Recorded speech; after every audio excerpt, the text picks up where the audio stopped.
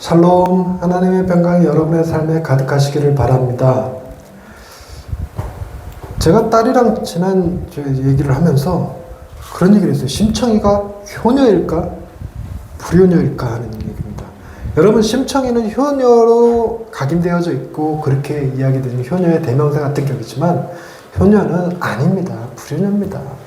절대로 거기에 뭔가 이상한 감동받아갖고 아빠 살리겠다고 지 목숨 던지는 일 절대로 하면 안 됩니다. 알겠냐?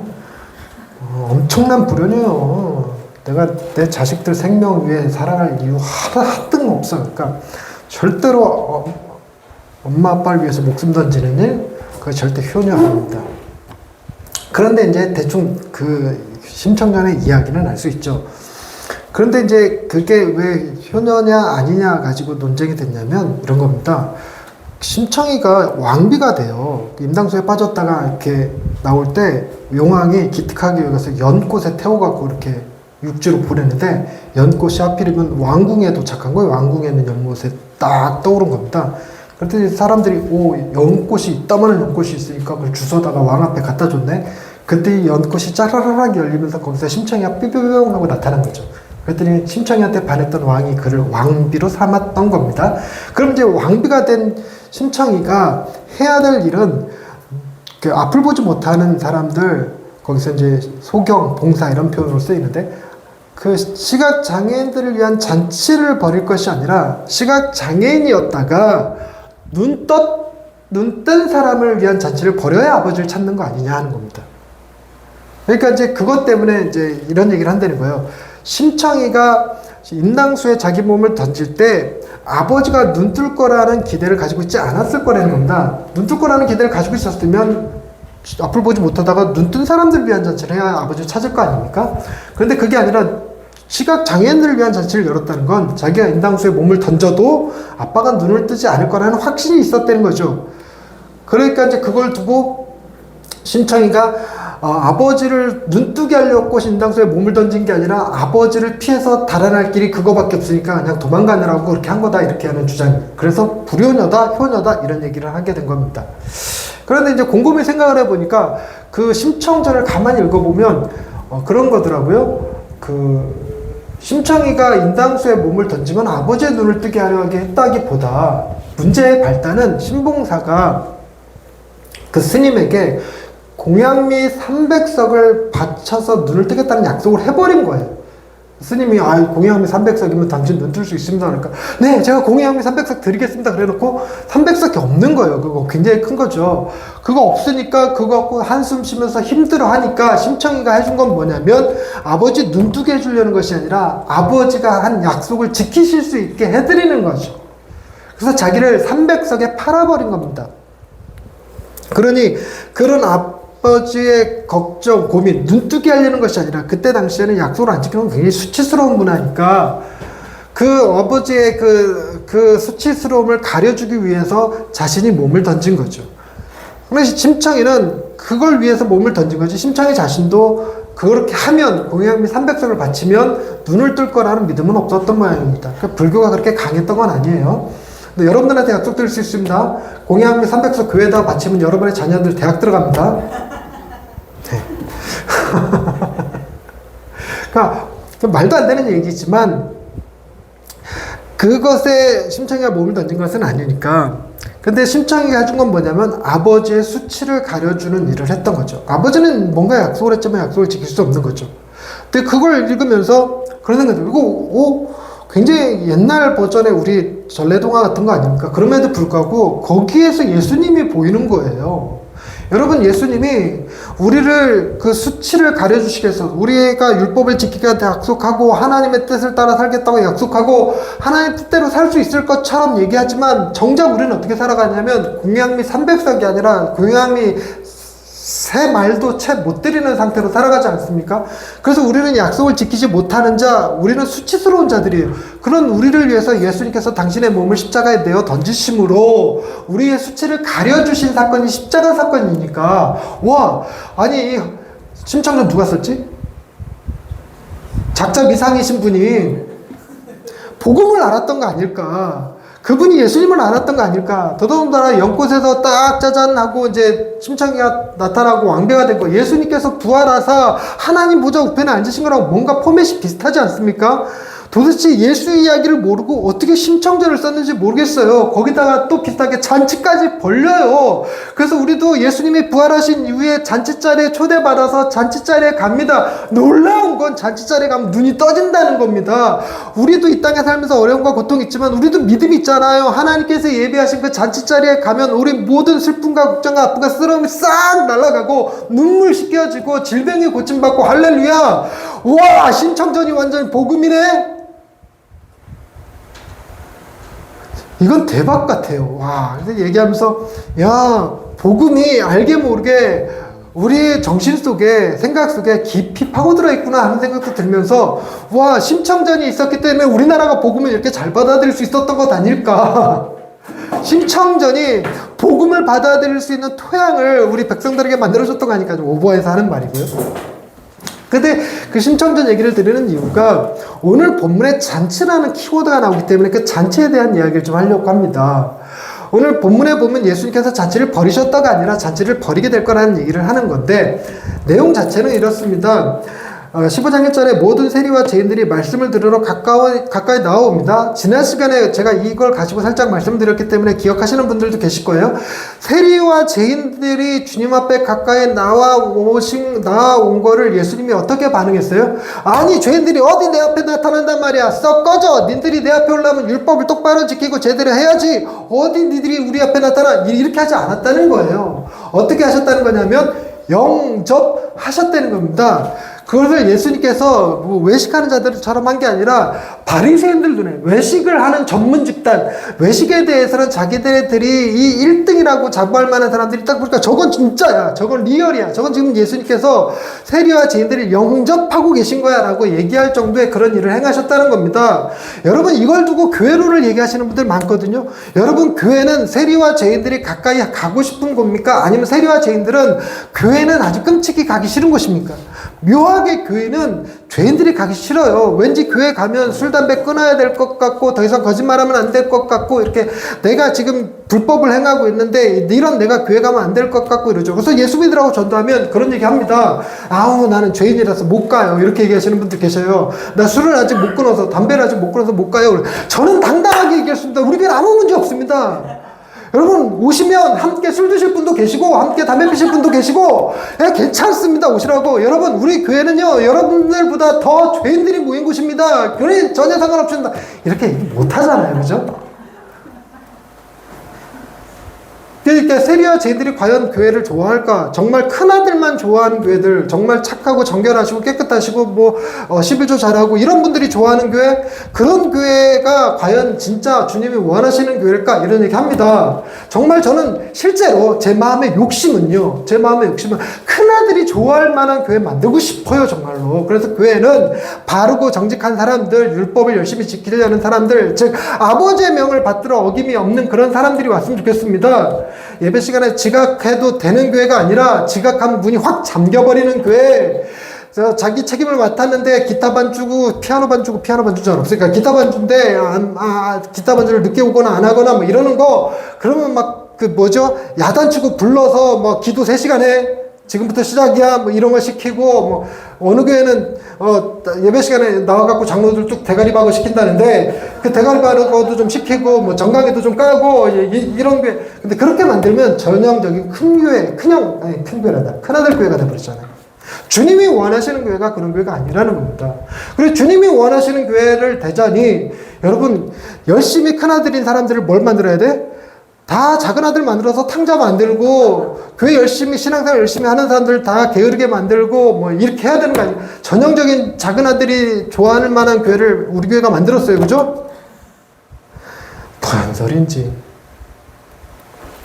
그런데 오늘 본문에 보니까 예수님께서 정작 세리와 죄인들을 영접하셨지만 우리가 읽게 되는 15장 전체, 잃은 양, 잃은 드라크마, 잃은 아들의 비유는 그 대상이 세리와 죄인들이 아니라 큰아들 격에 해당되는 바리새인들에게 얘기하고 계세요. 바리새인들이 공식적으로 큰 소리로 예수님한테 당신 왜 세리와 죄인들을 영접하십니까? 이렇게 말한 것도 아니고 수군거린 거예요. 그냥 바리새인과 서기관들이 지들끼리 우와 이거 지금 예수님이 저들을 영접하는 거 아니야? 이러고 수군거린 거에 예수님께서 그들에게 얘기를 쭉 하는 겁니다. 근데 이제 우리가 이제 드라마 바이블로 우리가 말씀을 들었지만 여러분 이거 한번 결정 짓고 가야 돼요. 예수님의 말투가 야단치는 걸까요? 아닌가요? 하는 겁니다. 즉 예수님께서 바리새인들이 수군거리니까 짜증이 확 나셔갖고 야 니들 왜 그런 생각해? 내 얘기 잘 들어봐. 잃은 양이 양이 100마리가 있었는데 그중에 한 마리 잃어버렸으면 어떻게 할 거야? 찾아갈 거야 말 거야? 이렇게 야단치는 말일까? 아니면 지금 부드럽게 그들을 타이르거나 아니면 그들을 사랑하는 마음으로 위로하는 마음으로 그들을 격려하는 마음으로 내가 이들을 영접하는 이유에 대해서 그리고 니들도 사랑하고 있다는 얘기로 지금 하고 계신 것일까? 즉 책망일까? 은혜일까 하는 겁니다. 이걸 잘 정해야 드라마 바이블 딸 때 예수 역할을 누가 하고 있죠? 차인표가 소리를 화를 낼지 아니면 엄숙하게 할지 자비롭게 할지 이걸 결정하는 거죠. 그래서 여러분들 생각에는 어떨 것 같아요? 여러분 좀 들으셨지만 차인표 화냈습니까? 아니 차인표가 그러니까 웃기네. 예수님이 부드럽게 말씀하셨습니까? 여러분 이것의 이제 키워드가 되는 건 지난 시에도 얘기했지만 예수님께서 자기를 부인하고 자기 십자가를 지고 나를 따를 것이라 하는 얘기가 그게 여러분 예수님이 우리들 향해서 지키지도 못할 그 도전을 하고 막 책망하고 너희는 이것도 못하지 하는 그런 게 아니라 전체적인 맥락 자체가 은혜의 연속이라는 말씀을 드렸던 거 기억하실 겁니다. 은혜가 연속되어 흐르고 있는 겁니다. 그 은혜의 흐름이 어디까지 가고 있냐면 당대의 세리와 죄인들이라고 하는 사람들에게까지 은혜가 흘러가고 있어요. 그래서 세리와 죄인들을 은혜로 이렇게 맞이하셨던 예수님께서 뜬금없이 바리새인과 세인들에게 승질 뽀록 내면서 화를 뽀록 내면서 심판의 어조로 책망의 어조로 얘기하는 것 그런 거 아니라는 겁니다. 그걸 알 수 있는 것이 뭐냐면 지금 예수님께서 지금 바리새인과 세리 서기관들 향해서 책망하는 말을 전혀 쓰지 않습니다. 그래서 3절 말씀을 보시면 예수께서 그들에게 비유로 이르시되 이렇게 얘기해요. 다른 본문에서 다른 상황에서는 너희가 어찌 속으로 그렇게 생각하였느냐, 너희가 어찌 속으로 의심하였느냐 이런 말이 한 번씩 등장하거든요. 근데 여기서는 그런 게 없어요. 그런 멘트 자체가 없어요. 그냥 예수님께서 바로 비유로 말씀하시는 겁니다. 비유로 얘기하면서 여러분 비유의 내용은 우리가 너무 익숙하죠. 양 100마리가 있는데 한 마리 잃어버려서 찾았어. 잔치해서 10드라크마가 있었는데 한 드라크마를 잃어버려서 찾았어. 잔치해서 아들이 하나 집을 나갔는데 되돌아왔어. 신나서 잔치해서 그 얘기예요. 그러니까 이제 내용 자체는 우리가 너무나도 익숙한 내용인데 가만히 보시면 잔치를 얘기하고 있지 지옥이나 심판을 얘기하고 있지 않다는 점에 주목하셔야 됩니다. 잔치를 얘기하고 있어요. 잔치를 얘기하고 있는데 그 잔치는 누구에게 그 잔치는 누구 때문에 일어나는 잔치입니까? 맥락이 너무나도 명확하게 천국에서는 회개할 것 없는 의인 99보다 한 사람이 회개하면 그걸 더 기뻐한다고 말했어요. 그래서 회개한 자를 그 회개했다는 이유로 그 기쁨의 감격의 잔치를 벌이는 겁니다. 그 잔치를 벌이고 그 잔치 가운데로 지금 놀랍게도 바리새인과 서기관들을 초청하고 있습니다. 바리새인과 서기관들을 초청하고 있어요. 그걸 뭘로 알 수 있냐면 이 이야기의 끝에 나오는 거, 잃은 아들 비유에서 큰 아들이 나는 아버지의 명을 받들어 어김이 없었거늘 어찌하여 나에게는 염소 새끼 한 마리 주신 적이 없더니 저 집 나갔다 돌아온 아들을 위해서는 당신이 잔치를 벌였나이다. 그때 그 아버지가 이렇게 얘기합니다. 31절입니다. 얘야 너는 항상 나와 함께 있으니 내 것이 다 네 것이로되 이 내 동생은 죽었다 살아났으면 내가 잃었다 얻었기를 우리가 즐거워하고 기뻐하는 것이 마땅하다. 이렇게 얘기합니다. 그리고 그 아들을 초청한 거예요. 잔치자리로 초대한 겁니다. 그러니까 예수님이 지금 잔치에 관한 이야기를 하시면서 잔치 가운데 이웃과 벗을 불렀다. 이렇게 얘기해요. 이웃을 부르고 벗을 부르고 지금 놀랍게도 여러분 이 이야기를 가만히 구조를 살펴보시면 잃은 양은 세리와 죄인들을 의미하고 잃은 드라크마는 세리와 죄인들을 의미합니다. 근데 여기서 벗은 이웃들은 의인 99분 누구를 의미하고 있을까요? 바리새인과 서기관들 그들 얘기해서 얘기하고 있는 거예요.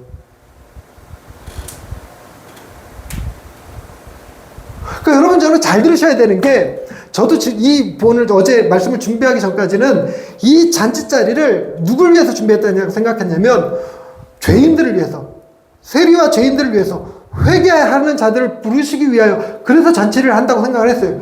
그래서 대부분의 교회가 어떤 잔치를 하냐면 가을 그 전도제잔치 이랬을 때 누굴 부르냐면 우리 한동안 교회를 나오다 안 나오시는 분들 있잖아요. 우리 그때들의 아내분들, 자녀분들 안 나오시는 분들, 이런 분들을 다시 부르는 이른 양 초청잔치 이런 거 합니다.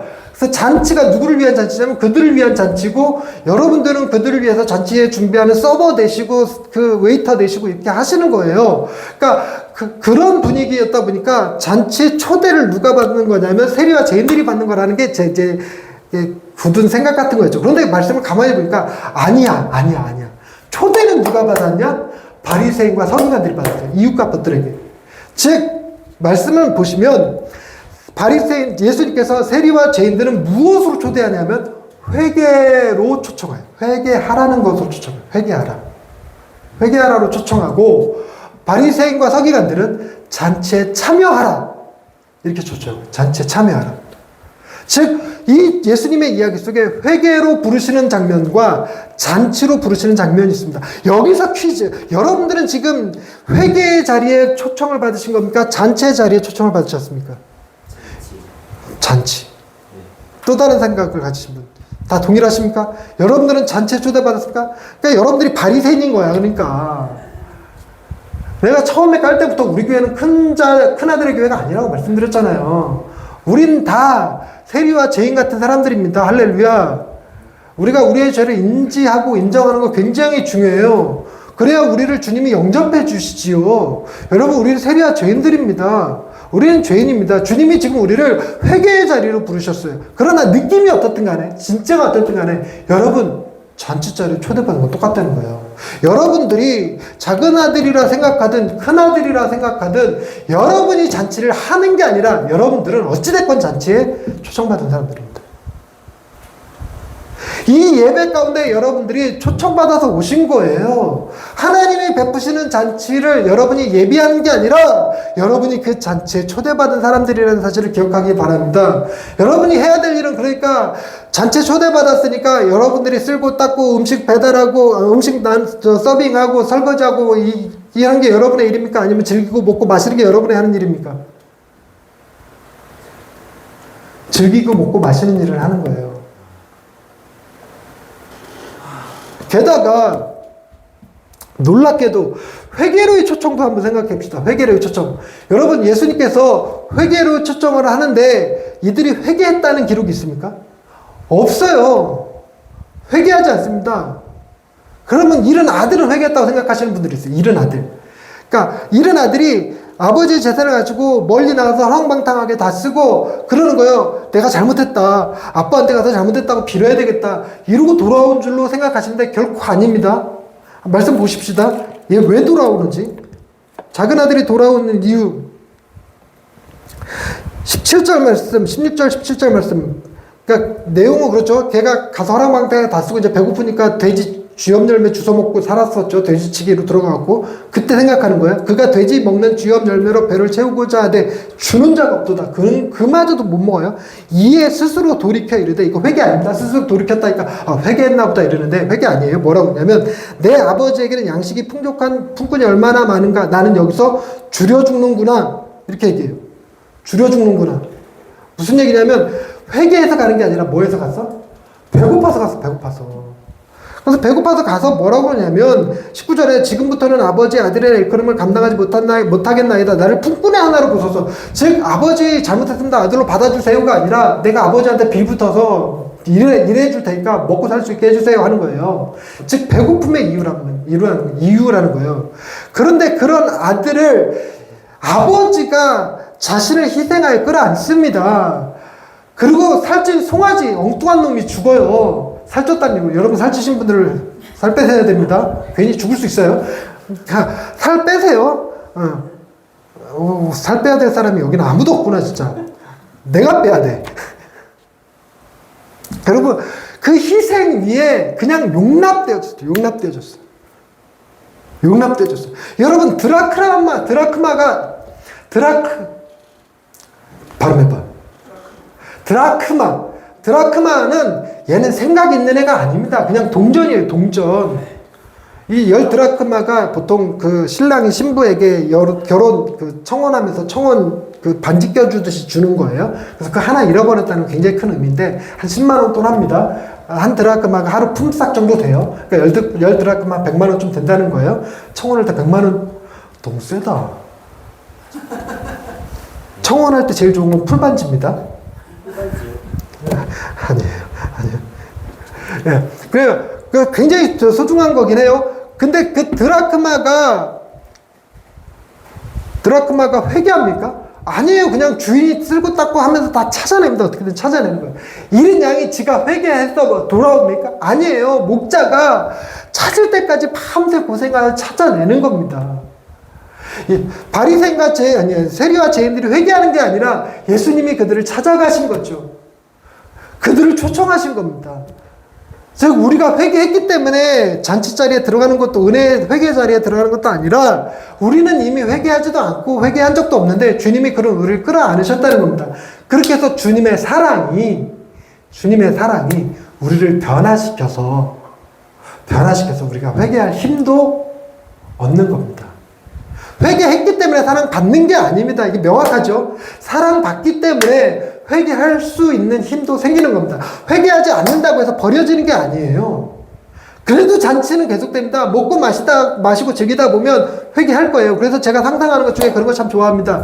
아들이 집을 나가다 돌아왔어요. 회개한 거 아닙니다. 배고프니까 들어왔어. 그러다 배가 따뜻해지니까 또 엉뚱한 생각이 들어. 한 번 맛봤잖아요. 도박도 맛봤고 마약도 맛봤어요. 그러니까 또 땡기는 겁니다. 그래서 뭐 없을까 이러고 보다 보니까 아버지 집에 이렇게 고려청자 있네. 그거 들고 또 튀는 거예요. 갔다가 돌아왔습니다. 배고프니까 또 돌아왔어. 그랬더니 아버지가 또 받아줘. 그랬더니 아들이 습관이 됐어. 어차피 나갔다 들어오면 아버지 받아주는구나. 그래서 아버지 있는 집에 있는 재산 갖다 자꾸 이리저리 뭐 도박에도 쓰고 마약에도 손대고 이렇게 왔다 갔다 했어요. 그러다가 아버지가 병들어서 그래서 병원에 입원해 수술 받아야 되는데, 들어왔는데 재산이 없는 거 지가 갖다 다 써버려갖고, 그랬는데 남아있는 게 아버지 수술비가 남아있네. 그랬더니 수술비까지 손대는 게, 여러분 도박이나 마약 하지 마십시오. 아빠의 수술비까지 손대게 됩니다. 아빠의 수술비가 아니라 자녀의 수술비까지 손대게 만드는 거니까 진짜 안 좋은 거예요. 얘기 엉뚱한 대로 했지만 어쨌든 도박과 이제 술에 마약의 맛을 봤던 아들이 아버지의 수술비까지 들고 튀어요. 그랬더니 그랬더니 아버지가 수술 못 받고 돌아가셨어요. 그럼 회개할 법하잖아요. 여러분, 인간이 그런다고 회개하지 않습니다. 돌아왔어요. 아버지 장례식장에 왔습니다. 그랬더니 뭐가 있어? 조의금 보는 순간, 야, 저거 베팅하면 2배로 늘릴 수 있는데. 생각해도 조의금까지 두고 튀는 거예요. 그게 우리입니다. 그랬는데 언제 회개할 수 있느냐? 아마도 걔가 결혼해서 아들을 낳았는데, 아들이 초등학교 들어갈 때쯤 되고 그러는 거야. 아빠! 어차피 아빠 죽을 거잖아. 그러니까 아빠, 걔가 가난해갖고 재산이 있는 것도 아니야. 조그마한 전세 사는데, 아빠 전세 보증금 빼갖고 나 주고 아빠 그냥 월세 살아. 어차피 줄 거잖아. 이게 돈이라는 게 말이야, 투자할 때가 있어. 그거 놓치면 못해. 지금이 딱 투자할 때야. 이러고 있단 말이야. 그때 이 아빠가 드디어 탕자가 생각할 거예요. 아빠가 어떤 마음이었을지. 그때서야 아버지 무덤 찾아가서 울 겁니다. 보통은 그래요. 그래서 우리가 회개했기 때문에 우리를 받아들이셔서 살찐 송아지 잡고 손에 가락지 끼우는 거 아니라는 겁니다. 여러분이 회개했다는 거, 여러분들은 여러분이 무슨 죄를 지었는지조차 인지 못할걸요. 자신의 죄가 얼마나 큰지 기억도 못할걸요. 그러니 우리가 무슨 회개했다고 받아들여지는 게 아니라 오로지 예수 그리스도 그분의 열심, 그분의 사랑이 우리를 부르셨고 우리를 품으셨고 우리를 위해 잔치를 했어요. 그래서 우리는 그 자리에서 회개해야 되는 자로 있는지 아니면 잔치에 초청하는 의인으로 있는지 알 수 없지만, 그래도 우리는 뭐 하는 건 확실하다? 잔치 자리에 초대받은 건 명확한 겁니다. 잔치 자리에 초대받은 것. 그런데 여러분, 주님이 그 잔치에 그 세리와 죄인들을 부르시고 벗과 이웃을 부를 때, 여러분, 그 잔치의 원인, 잔치의 동인와, 그걸 설명하려니까 그 마땅한 단어가 따로 오지 않네요? 잔치를 하게 만드는 이유, 잔치가 벌어지는 그 근원, 개떡같이 얘기해도 찰떡같이 알아들어요. 잔치의 동력은 뭡니까? 큰 소리로. 이게 녹음이 들어가야 될 거 아니에요. 주님의 기쁨이라고 해요. 주님의 기쁨. 여러분, 우리가 바리새인인지 바리새인인지 세리인지 상관없이 우리를 향한 주님의 기쁨이 잔치의 동력이고 이유입니다. 여러분, 우리는 세리인지 바리새인인지 구분 못한 채 교만하게 나는 의인이야 이럴 수도 있고, 겸손하게 나는 죄인입니다 이럴 수도 있지만, 그것이 문제가 아니라 그런 우리를, 이렇게 허물 많은 우리를, 내가 죄인인지 의인인지도 분간하지 못하고 교만하게 살아가는 우리를 주님이 기뻐하신다고요. 그래서 우리를 위해 잔치를 벌이신다고요. 놀랍게도 그 주님의 기쁨이 우리가 예배드리는 이유가 되는 거고, 그 주님의 기쁨이 우리가 살아갈 이유가 되는 겁니다. 여러분, 우리를 기뻐하고 계십니다. 주님이. 여러분들이 착해서가 아니라, 여러분이 악함에도 불구하고 하는 게 아니라, 여러분이 착하거나 악하거나 상관없이 여러분의 존재 그 자체를 하나님의 기쁨을 이기지 못하여 하십니다. 하나님이, 예수님이 저와 여러분을 기뻐하십니다. 어느 정도로 기뻐하느냐? 매일 잔치를 벌린 만큼 기뻐하십니다. 그게 우리를 향한 주님의 기쁨이세요. 그런데 여러분, 그거 우리가 반드시 알아야 될 거는, 여러분, 잔치는 공짜입니까? 대가가 있어야 되는 겁니까? 아니, 우리에게 대가를 요구한다는 얘기가 아니에요. 잔치를 벌이시는 그분의 입장에서는 그 잔치에 희생이 있냐 없냐, 대가가 있냐 없냐는 걸 묻는 겁니다. 있어요. 대표적으로 살찐 송아지 죽잖아. 여러분, 비유 속에서는 살찐 송아지가 죽지만 우리를 위한 하나님의 잔치에서는 누가 죽죠?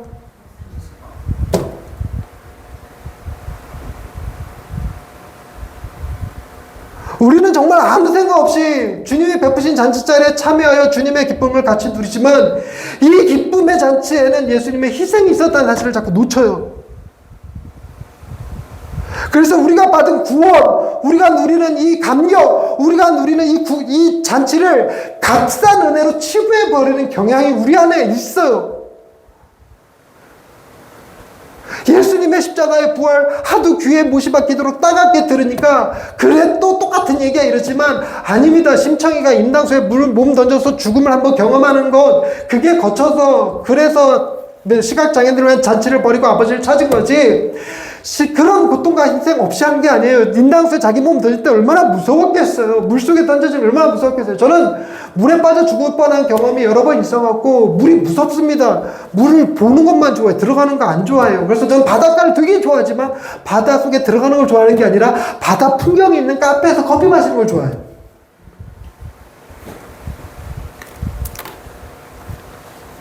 얘기가 샜네. 여러분, 아무런 희생 없이 잔치가 예배된 게 아닙니다. 예수님의 엄청난 희생이 하나님의 천국 잔치 자리가 가능해지게 하신 거고, 거기에 우리가 초대받은 거예요. 여러분, 우리가 죄인이냐, 세리냐, 우리가 바리새인이냐, 그건 아무 의미 없어요. 우리가 봐야 될 건 뭐냐면, 이 잔치가 주님의 희생 위에 세워진 잔치라는 걸 보셔야 합니다. 주님의 십자가가 이 잔치를 가능해 여겼어요.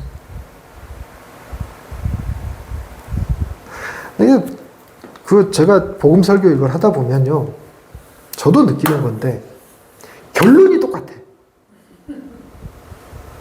그러니까 다른 목사님들 그런 얘기를 해요. 결론이 똑같으니까 교인들이 지겹다고 한대요. 근데 복음 설교 그만하면 안 되겠냐고 그런다는 거죠. 저도 지금 결론에 도달했거든요. 똑같은 결론을 내릴 거예요. 여러분들을 계속 들으시면서 혹시 지겨우셨나요? 다음 주에는 율법 설교 해드릴까요? 제가 복음 설교 할 거예요. 나는 이게 좋아. 여러분이 듣기 지겹고 지루할지 몰라도 설교 중간은 나는 매번 좋아요. 매번 좋아. 매번 결론이 이렇게 나는 게 좋아요. 여러분, 그 결론이 뭐냐면, 여러분, 예수님의 잔치, 이 천국잔치의 동인, 원인이 뭐라고요? 예수님의 기쁨. 이거 진짜 놓치지 마세요. 잔치가 우리가 아니라 예수님이 기쁨이 동력이에요. 예수님이 기뻐서 여시는 잔치예요. 기뻐서. 기뻐서 열고 친구와 밥과 이렇게 초대하는 겁니다. 기뻐서 송아지 잡는 거예요. 그러니까 주님의 기쁨이 잔치의 원인입니다. 그러니까 주님은 지금 우리를 기뻐하신단 말이에요. 근데 그 잔치에는 희생이 있죠. 누구의 희생이 있었습니까? 주님의 희생이 있었습니다. 주님의 희생이 곧 뭐였을까? 십자가였습니다. 주님은 결론, 왜 십자가에 달려 죽으셨나요?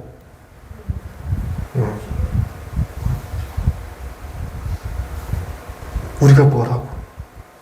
우리를 그렇게 사랑하셔서, 우리를 위하여 잔치를 예비하시느라고, 우리를 너무너무 기뻐하셔서 그 십자가를 감당하셨다고요. 억지로 진 게 아니라, 잡아다가 붙들어 매기가 진 게 아니라, 주님은 그 십자가의 길을 묵묵히 가셨어요. 오직 그 동력 하나는 저와 여러분들을 사랑하시는 그 마음이었어요. 저와 여러분들을 향한 그 기쁨으로 그 십자가의 길을 가신 겁니다. 결코 가볍게 볼 일 아닙니다. 그 주님의 사랑, 그 주님의 기쁨을 여러분 마음에 묵직하게 받아 누리실 수 있길 바랍니다. 주님은 여러분을 기뻐하십니다. 하나님 아버지, 우리를 위한 잔치가 벌어졌습니다. 그 자리에 우리는 회개로 부름받았는지 초청으로 부름받았는지 알지 못하지만, 그러나 그 잔치 자리에 우리를 동참케 하시고 그 잔치를 우리를 위하여 기뻐하시는 주님의 잔치임을 알게 해주신 것 감사합니다. 그 잔치가 주님의 희생 위에 세워진 잔치인 것도 기억합니다. 주님의 그 고통을 잊지 않게 하시고 그 십자가가 우리를 너무너무 사랑하시고 우리를 너무너무 기뻐하셔서 주님이 친히 감당하신 십자가임을 기억하게 없어서 우리를 향한 주님의 사랑, 우리를 향한 주님의 기쁨을 결코 가볍게 여기지 않고 우리 마음에 묵직하게, 무겁게 받아들일 수 있는 예양의 식구들 다 되게 하옵소서.